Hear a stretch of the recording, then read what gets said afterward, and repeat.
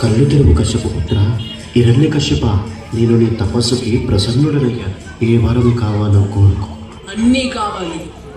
ఓ బ్రహ్మదేవా, నాకు వరం ఇవ్వండి. ఈ సృష్టిలో మీతో సృష్టించబడిన ఏ జీవి వల్ల నాకు మరణం సంభవించకూడదు. నా మరణం పగులు గాని రాత్రి గాని, గృహం లోపల గాని వెలుపల గాని, అస్త్రశస్త్రాల వల్ల గాని, సజీవుల చేత గాని నిర్జీవుల చేత గాని నా మరణం గాని రాత్రి గాని, గృహం లోపల గాని వెలుపల గాని, అస్త్రశస్త్రాల వల్ల గాని, సజీవుల చేత గాని నిర్జీవుల చేత గాని నా మరణం సంభవించకూడదు. సమస్త లోకాలకు సామ్రాట్ అవ్వాలి, అఖండ శక్తివంతుడిని అవ్వాలి. నాకు వరం ఇవ్వండి బ్రహ్మదేవా, వరం ఇవ్వండి. ఈ సమస్త లోకాలకి నేనే భగవంతుడిని. ఇకపై ఆ పిరిగి పల్ల విష్ణునామం ఈ లోకంలో వినిపించకూడదు. అతన్ని నమ్మిన భక్తులని చంపేయండి.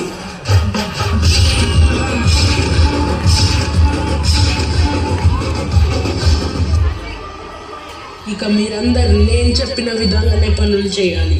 అన్ని దేవాలయాల్లో నా విగ్రహాలే ఉండాలి.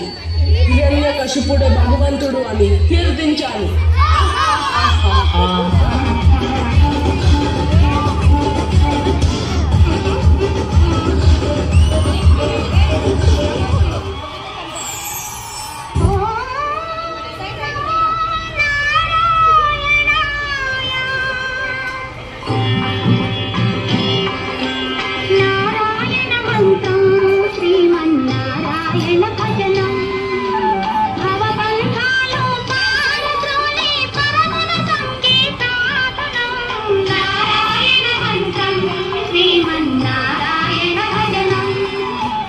రాకుమారా, మీరు విష్ణువుని పూజించడమా? ఈ విషయం మీ తండ్రి గారికి తెలిసిందంటే అనర్థం సంభవిస్తుంది. మీరు అసురు జాతికి కాబోయే మహారాజు. మీరు విష్ణువుని పూజించడం సవ్యం కాదు. నేను అసురుణ్ణి, కానీ భక్తికి జాతితో సంబంధం ఏముంది?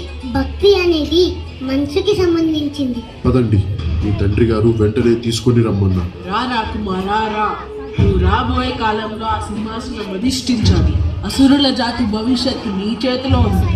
రాజు కర్తవ్యం ఎలా ఉండాలో నీ నోటంట చెప్తే వినాలనుంది. చెప్పురా కుమారా, చెప్పు. తండ్రి గారు, రాజు కర్తవ్యం ఏంటంటే అతను భగవంతుడి పట్ల తమ ప్రజల్లో భక్తిని నింపాలి.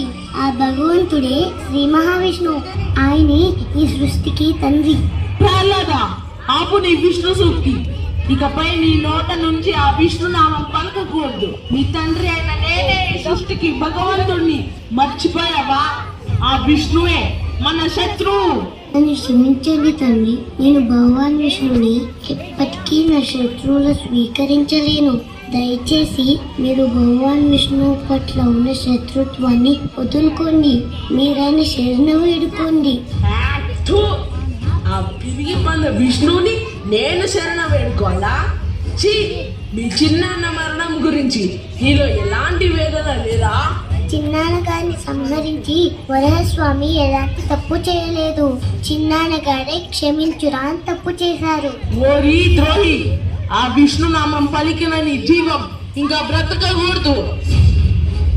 నేను ప్రహ్లాదుడికి మరణదండన విధిస్తున్నాను. ప్రయత్నించిన ప్రహ్లాదుడి మరణం సంభవించట్లేదు. ఏదో శక్తి అడ్డుకుంటుంది.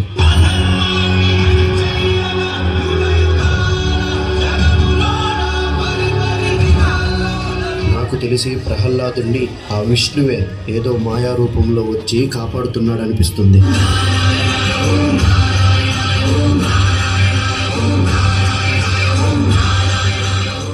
మీ సోదరి హోలిక సాయంతో కూడా ప్రహ్లాదుడిని ఏమీ చేయలేకపోతున్నాం.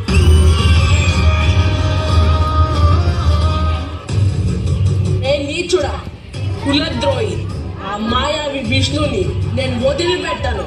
నువ్వు ఆ విష్ణు తొత్తువే కదా, నువ్వు అతన్ని కనీసం నువ్వు పిలిచినప్పుడైనా నా ముందుకు వస్తాడు, చూద్దాం. మీరు ఎవరినైతే పిలవాలనుకుంటున్నారో ఆయన సర్వాంతర్యామి.